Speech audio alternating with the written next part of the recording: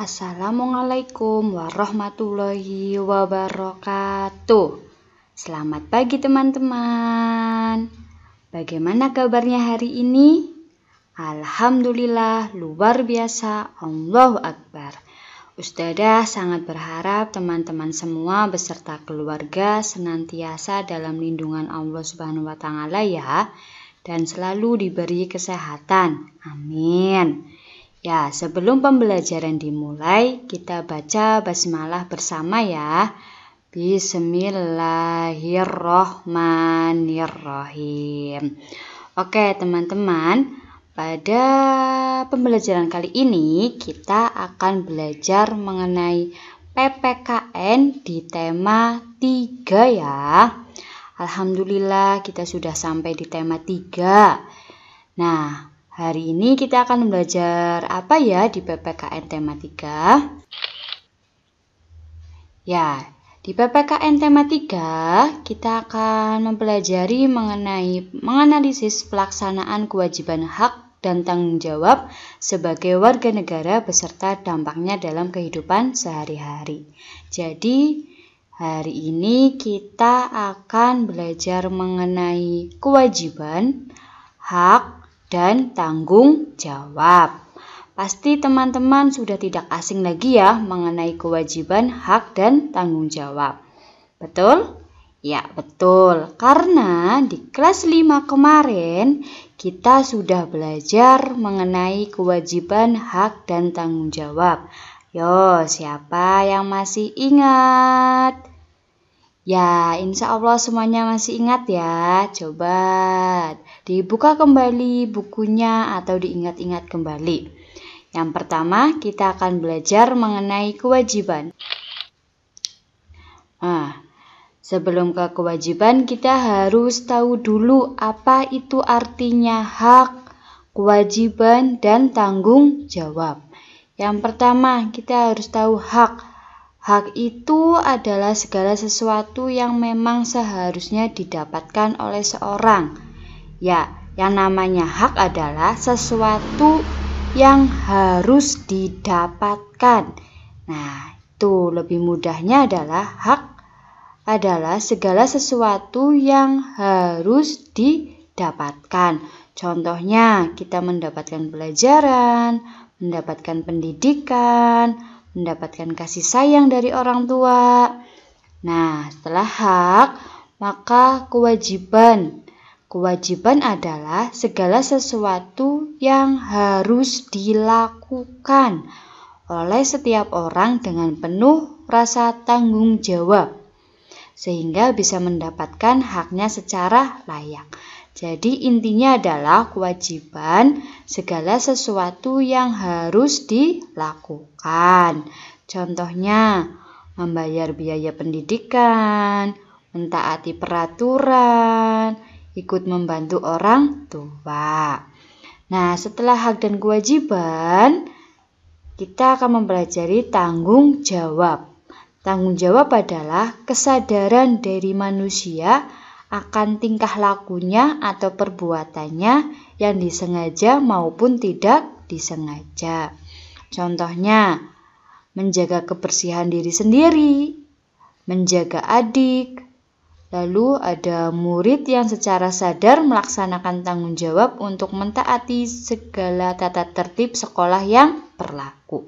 Itu adalah tanggung jawab. Segala perbuatan yang disengaja atau tidak sengaja dengan kesadaran orang tersebut. Oke. Kemudian, ya kita belajar dulu kewajiban. Kita sebagai warga negara Indonesia, maka wajib melakukan atau mentaati kewajiban dan hak kita. Nah, kewajiban warga negara itu ditulis atau sudah disepakati berdasarkan Undang-Undang Dasar 1945. Ya, di kelas 5 kita udah belajar ya mengenai kewajiban yang terdapat pada Undang-Undang Dasar. Yang pertama, kewajiban kita menurut pasal 27 ayat 1, yaitu kita sebagai warga negara berkewajiban menjunjung tinggi hukum dan pemerintahan yang berlaku. Jadi contohnya kita wajib membayar pajak, wajib mentaati aturan lalu lintas, lalu wajib mengikuti peraturan yang telah ditentukan oleh pemerintah. Yang kedua, menurut pasal 27 ayat 3, bahwa warga negara itu wajib untuk ikut serta dalam upaya pembelaan negara.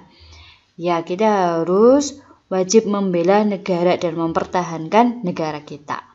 Kemudian pasal 28J ayat 1, bahwa warga negara itu wajib menghormati hak asasi manusia orang, ya, agar kehidupan bermasyarakat kita itu tertib. Kemudian pasal 28 ayat 2, bahwa warga negara itu wajib tunduk pada pembatasan yang ditetapkan oleh undang-undang.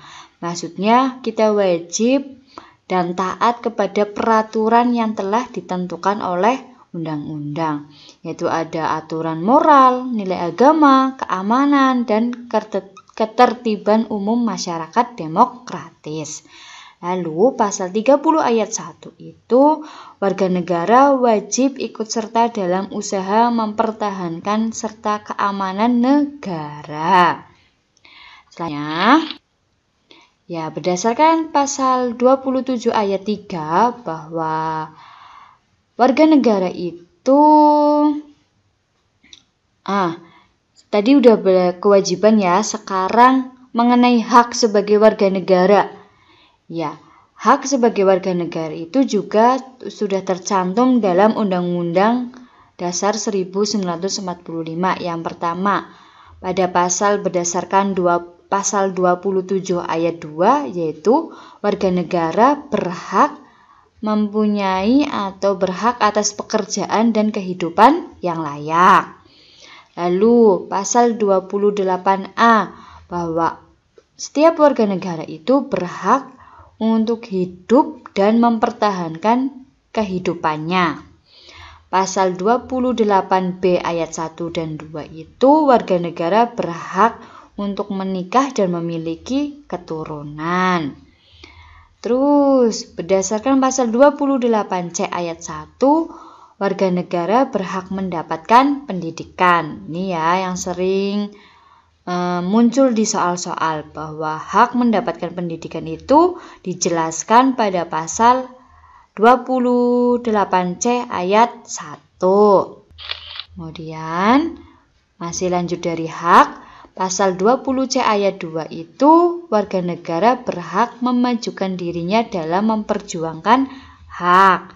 Kemudian pasal 28D ayat 1, 2, 3, dan 4, warga negara itu berhak memperoleh perlakuan yang sama di depan hukum yang adil, mendapatkan imbalan yang layak dalam kerja, kesempatan yang sama dalam pemerintah.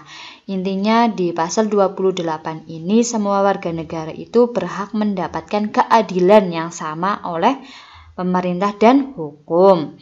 Kemudian berdasarkan pasal 28E ayat 1, 2, dan 3, warga negara itu berhak memeluk agamanya dan beribadah sesuai agamanya yang diyakini. Kemudian pasal 28F, warga negara itu berhak berkomunikasi serta memperoleh informasi. Boleh mengajukan pendapatnya itu pada pasal 28F. Nah, itu tadi adalah mengenai hak dan kewajiban warga negara Indonesia. Ya. Nah, ternyata selain sebagai warga negara yang sudah tertera pada Undang-Undang Dasar 1945, kita sebagai warga negara juga diatur mengenai hak dan kewajiban dalam penggunaan listrik ya. Ya, undang-undang telah mengatur berbagai hak dan kewajiban yang dimiliki oleh warga negara Indonesia. Salah satunya itu ada pada Undang-Undang Nomor 30 Tahun 2009 tentang ketenaga listrikan. Ya, yang pertama kita akan bahas mengenai hak warga negara Indonesia, disingkat WNI, dalam penggunaan listrik. Yang pertama, mendapatkan pelayanan yang baik. 2. Mendapatkan tenaga listrik secara terus-menerus dengan mutu dan keandalan yang baik. 3. Memperoleh tenaga listrik yang menjadi haknya dengan harga yang wajar. Terus yang keempat, mendapatkan pelayanan untuk perbaikan apabila terjadi gangguan listrik. Itu haknya ya. Kemudian mengenai kewajiban warga negara Indonesia dalam penggunaan listrik. Yang pertama, melaksanakan pengamanan terhadap bahaya yang mungkin timbul akibat pemanfaatan tenaga listrik.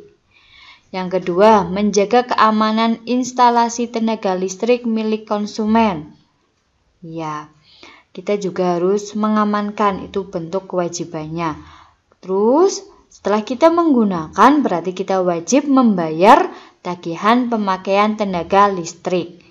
Yang keempat, kita sebagai pengguna juga wajib mentaati persyaratan teknis di bidang ketenaga listrikan.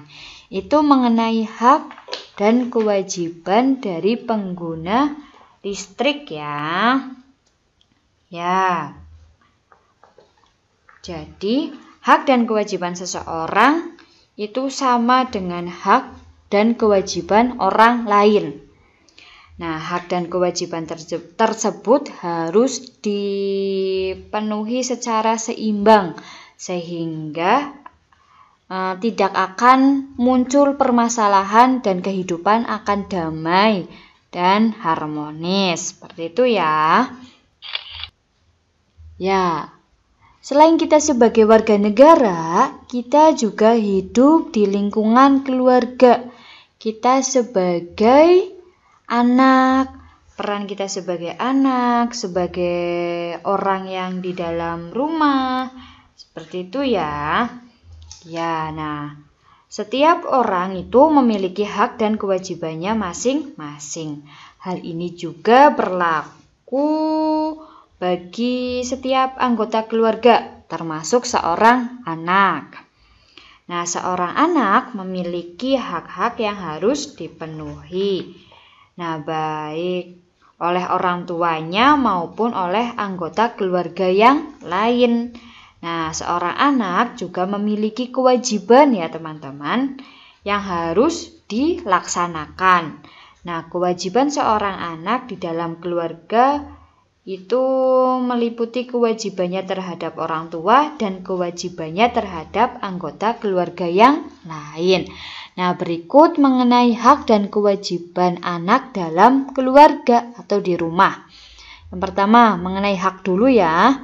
Haknya itu mendapatkan kasih sayang, mendapatkan perlindungan, mendapatkan kesempatan bermain, mendapatkan kesehatan, mendapatkan pendidikan, mendapatkan makan dan minum, mendapatkan pakaian, dan mendapatkan tempat tinggal. Kemudian setelah mendapatkan hak, lalu jangan lupa untuk melaksanakan kewajibannya. Apa itu ya kewajibannya? Membantu orang tua, menjalankan perintah agama, membantu tugas orang tua, belajar dengan tekun, membereskan kamar sendiri, menjaga kebersihan rumah, patuh pada peraturan dan nasihat orang tua, menghormati anggota keluarga yang lain, dan berbicara sopan. Itu mengenai hak dan kewajiban anak di dalam rumah atau dalam keluarga ya. Selanjutnya. Ya, setelah kita mengetahui kewajiban seorang anak, kita akan mempelajari bagaimana jika anak itu tidak melaksanakan kewajiban atau apa dampaknya jika anak itu melaksanakan kewajibannya. Ya, kewajiban seorang anak dan dampaknya. Yang pertama, kewajiban seorang anak belajar dengan rajin setiap hari. Ya, dampaknya, jika kewajiban dilaksanakan, maka anak tersebut akan memiliki banyak pengetahuan dan tumbuh menjadi anak yang pintar. Yang kedua, Jika dampaknya tidak dilaksanakan, maka anak tersebut hanya memiliki pengetahuan terbatas. Lalu kewajiban seorang anak menyayangi dan menghormati anggota keluarga. Dampak jika melaksanakannya, kehidupan di antara seluruh anggota keluarga akan berjalan dengan harmonis dan damai. Lalu jika tidak melaksanakan, maka hubungan antar anggota keluarga menjadi renggang atau tidak harmonis. Kemudian kewajiban seorang anak selanjutnya menjaga kebersihan dan kerapian kamar tidur. Nah, dampak jika melaksanakan, maka kamar tidurnya itu akan tampak bersih dan rapi, sehingga anak dapat beristirahat dengan nyaman. Lalu jika tidak melaksanakan, maka anak itu tidak dapat tidur dengan nyaman karena kamar kotor dan berantakan. Itu mengenai dampak kewajiban jika melaksanakan dan tidak melaksanakan. Maka jika kita udah tahu mengenai dampaknya, alangkah baiknya semua kewajiban yang kita ketahui kita laksanakan dengan baik ya teman-teman, agar kehidupan kita berjalan dengan normal dan orang lain juga tidak terganggu jika kita melaksanakan kewajiban. Seperti itu ya.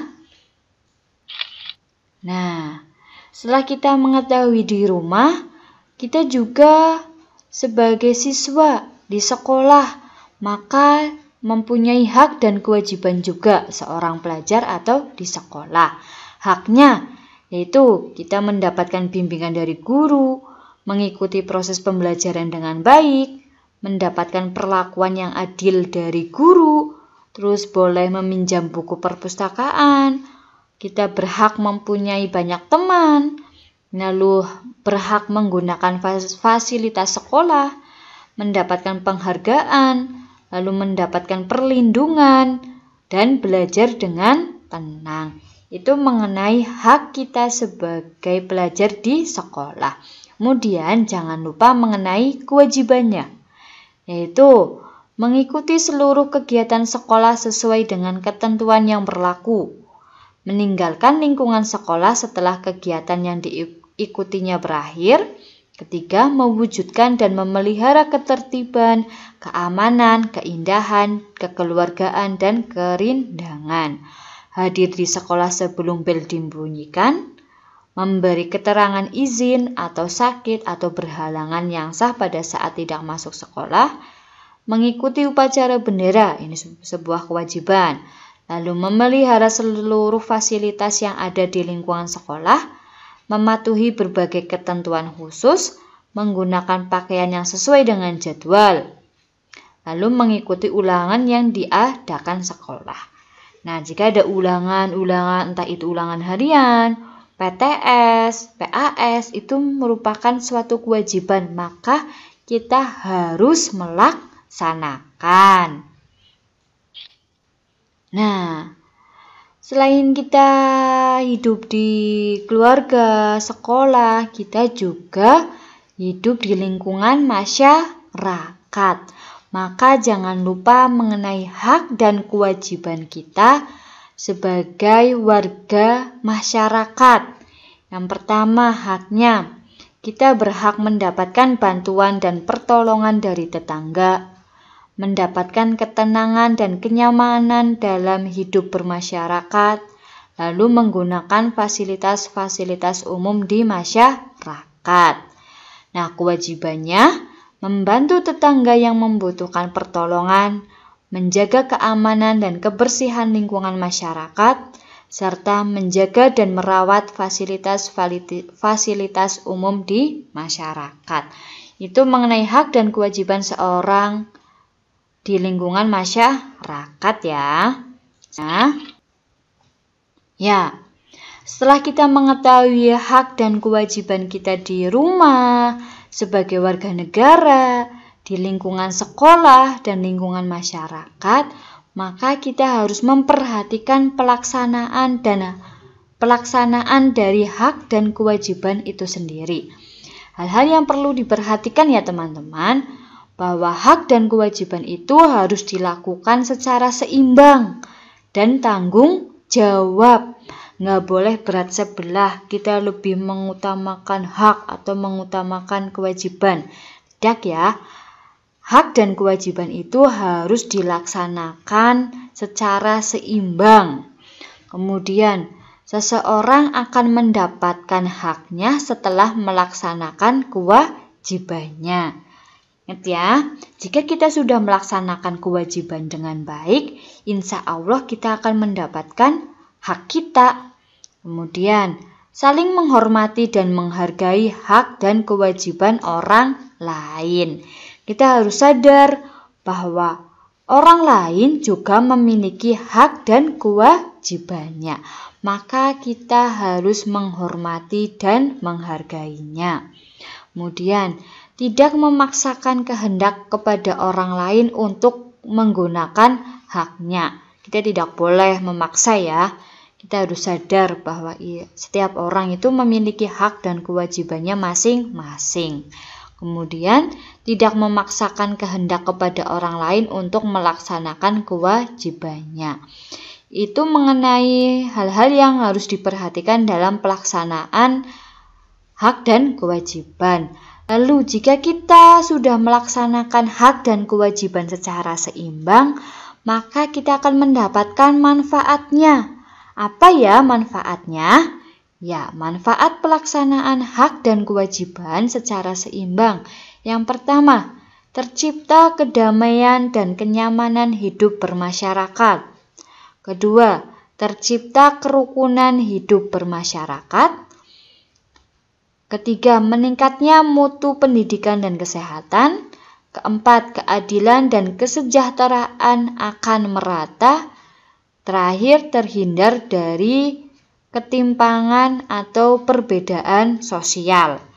Ya, itu manfaat yang kita dapatkan jika kita melaksanakan hak dan kewajiban secara seimbang ya teman-teman. Ya, alhamdulillah. Pelajaran PPKN di tema 3 selesai ya. Bagaimana?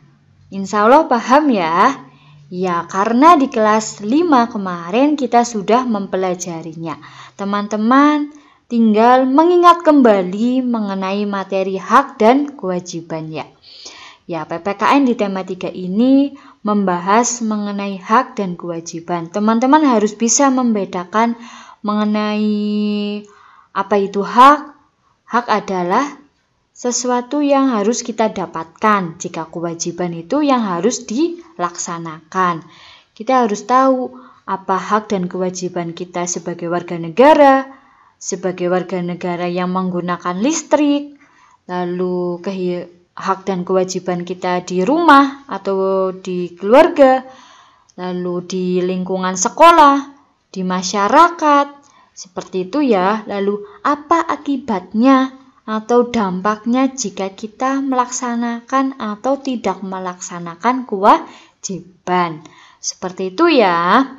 Ya, teman-teman boleh mencari informasi atau bacaan yang lain agar menambah pengetahuan.